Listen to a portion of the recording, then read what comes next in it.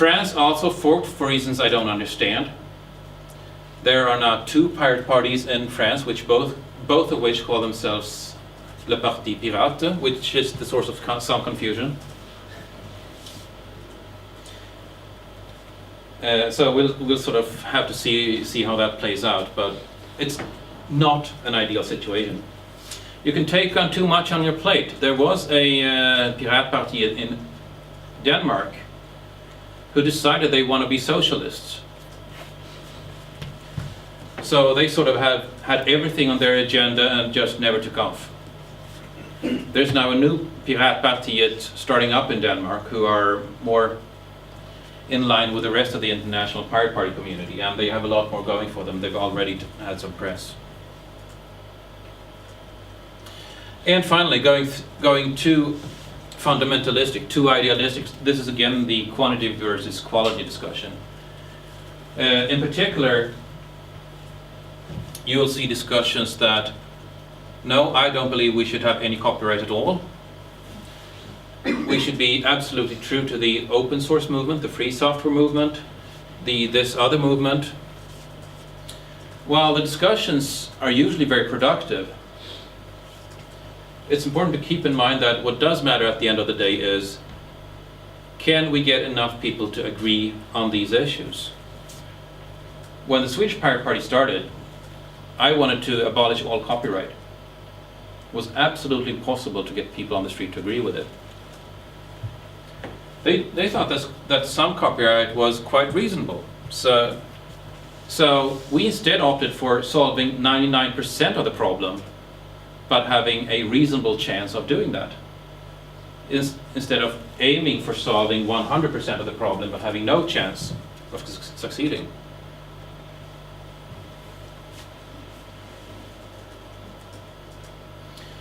That's the strategic level. If you look, oh yeah, in Sweden, this is a slide from I usually show at my keynotes. You might have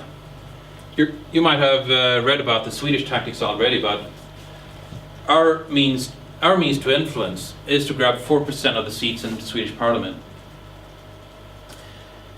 And since there are two blocks in the Swedish Parliament that are always very closely tied for power, if we get 4%, they'll typically end up with 48% each.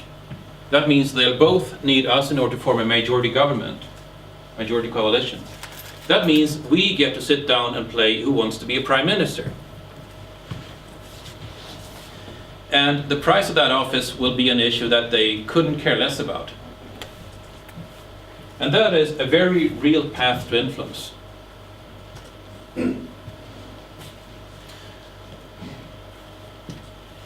This is also an interesting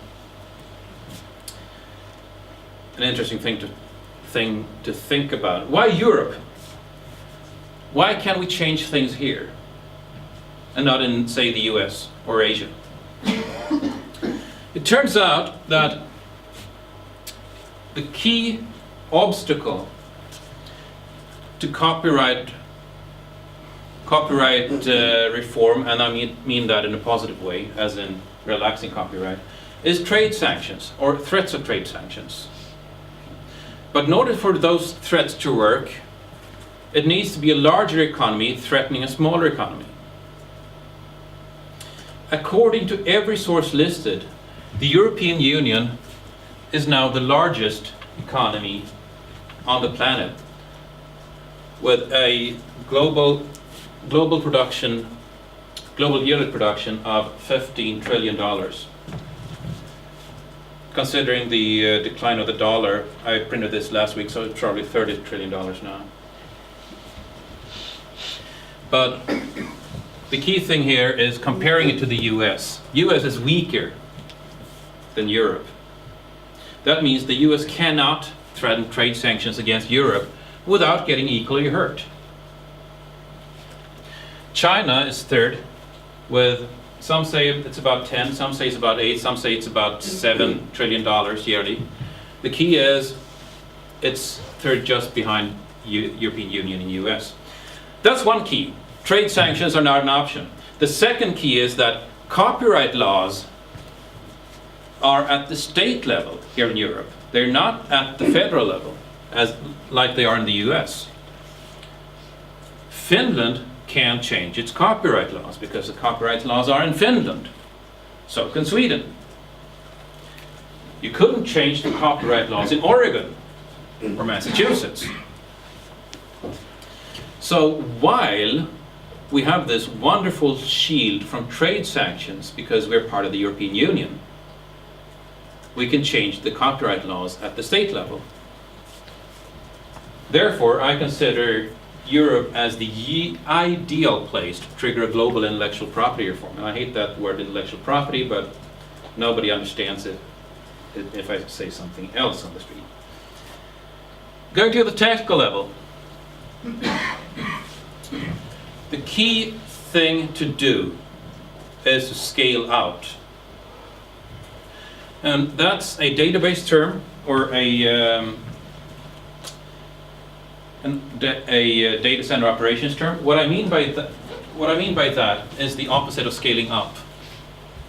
When you scale up an operations center, you buy more expensive machines.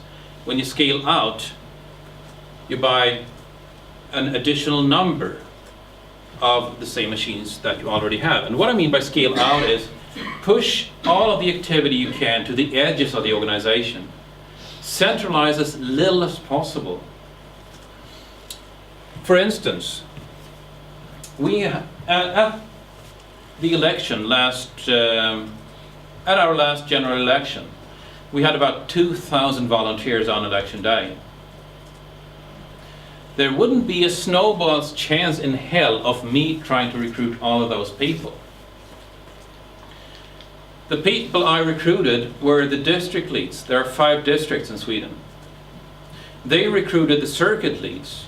The circuit leads recruited city leads. City leads recruited the next level, and so on and so forth. Everybody built their own organization. The organization grew at the edges.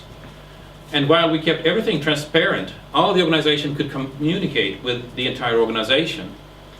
Everybody was able to grow the organization at its edges.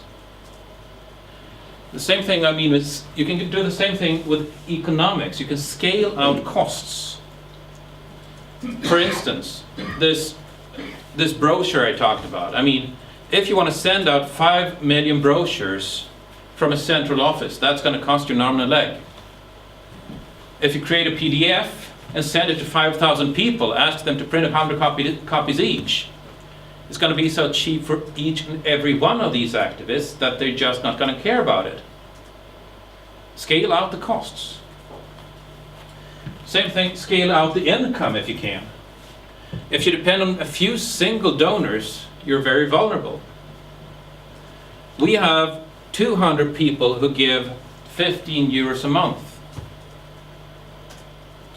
That's not enough by far to hire somebody. It's not enough for a full-time position, but it's certainly enough for a lot of printed materials. It's certainly enough for us to show up at every major event throughout the year.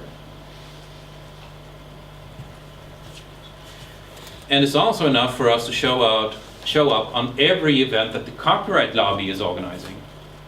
It's like my vice chairman says that it's kind of fun showing up in a suit and a tie and looking very professional at these events because it's what they least expect and they're very frustrated by it. If you can't convince them, at least make sure to confuse them. Educate ambassadors. Use word of mouth. People want the organization to grow. They believe in the issues. Help them get the confidence it requires to talk about the issues to their friends.